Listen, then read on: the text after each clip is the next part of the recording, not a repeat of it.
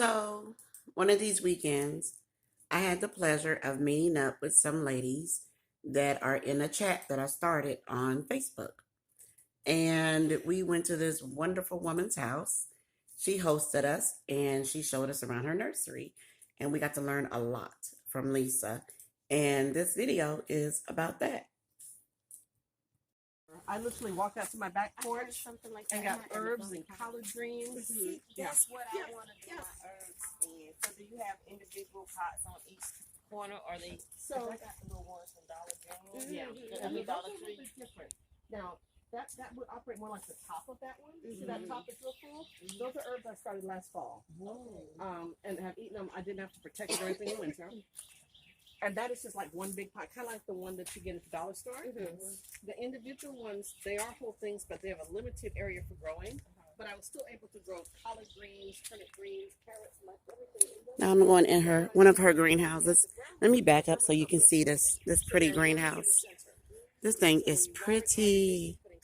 Okay, let's go in so that we can actually see what's going on in here.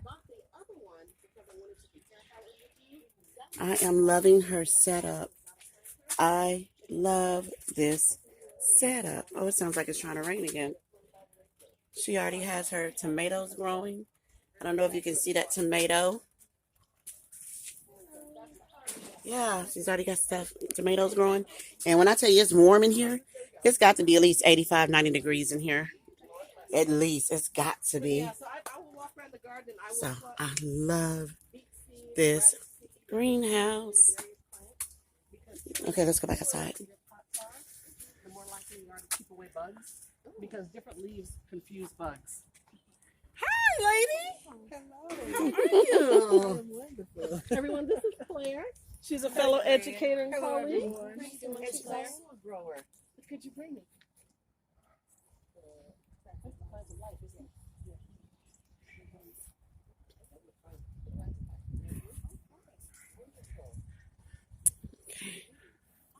She has a turtle back there. Soursop? Soursop seeds? Soursop seeds? Leaves. Little leaves? I want some leaves. Have y'all never had a tea with soursop leaves? You thought you were sick like 5 minutes ago. You thought. And it puts you straight to sleep. Yes, it does. Yes, it does. But I plant things close. You know, you always have the rules about how you plant vegetables. They say 12 inches, 2 feet. Man, please. If you've got cabbages spread out, then fill it in with lettuce. Yep. Fill it in with beets, because you still have underground. Yep. Cabbage, they don't need that big lot of space for roots. So put root vegetables that grow in there. Put companion flowers in. Yep. Because the more different type of leaves and stuff you have, it confuses the bugs, so they don't know what to go to. You can also put trap plants in. Like dill is a great trap plant. So bugs will go to the trap plant rather than eat what they came to eat. Yeah. That's why you companion plant heavy. You heavily companion plant. Yeah. If you don't, I do. Yep.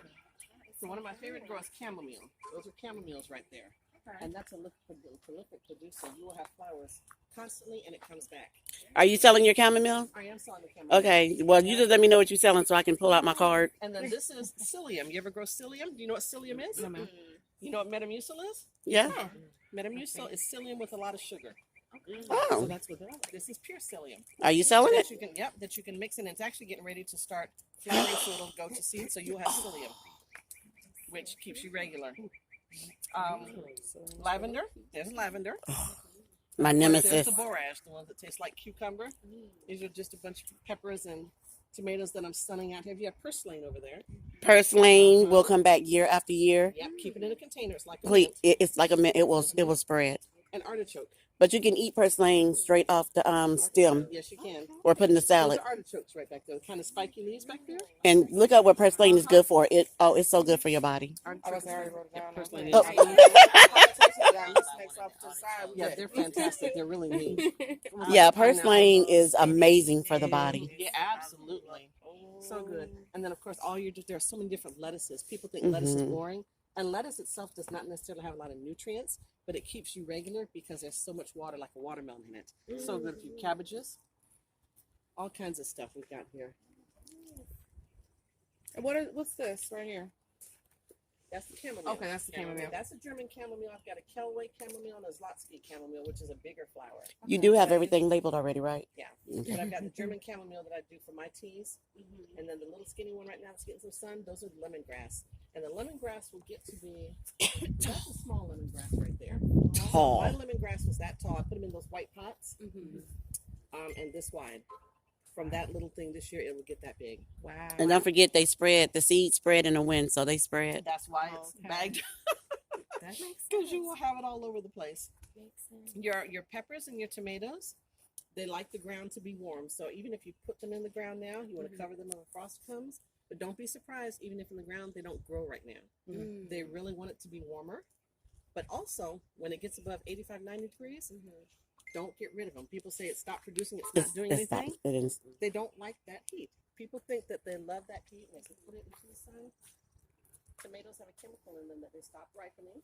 They stop producing tomatoes once they get about 93 degrees. But I found somewhere, but it keeps my seeds cool. It keeps them in the shade and dry. And I've got them labeled by the kind that they are. My biggest drawers are reserved for herbs. But this is my seeds, and then same thing when I dry my seeds. I've got my containers for all my dried seeds all throughout here as well. But I save as many seeds as I can and use them every year and replace them every year. So if anybody wants loofah seeds, I probably have 5 jars of loofah seeds. Marigold seeds, okra seeds, all kinds of squash, watermelons. We have seeds. So if anybody wants seeds before you leave, Absolutely. we have seeds. I'll fall downstairs now. I know. I looked, and then I stood in the right spot. This guy. But this is organized. Sort of. I know it's there. But it's in jars and labels. I collect a lot of mason jars. But these are all the things that I dry. I've got tinctures and oils on the bottom. Remember I told you I do comfrey oil because we use it on all our stuff. I always have my comfrey oil. Okay. But yeah, so this is my mix. These are some of the teas that I sell. I'll keep them up here. But this is how I keep all of my herbs because it's You may not shady go here, down not there. a lot of light is shining on it. But that way I know what I need to dry my.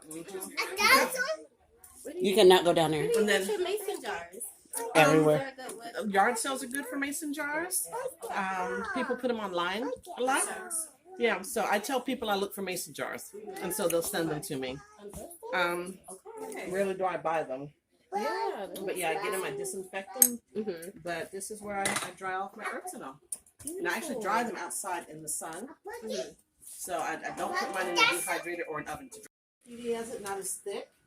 And it's got a very nice taste to it. A little bit of chamomile in there. So see what type of tea you'd like. And once you get your tea bag in, I've got honey from the garden, from the bees. Or you can have sugar. Oh, where's the butterfly PT? Okay, I'm gonna get some.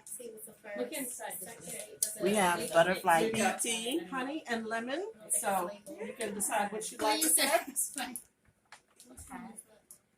Which one is this?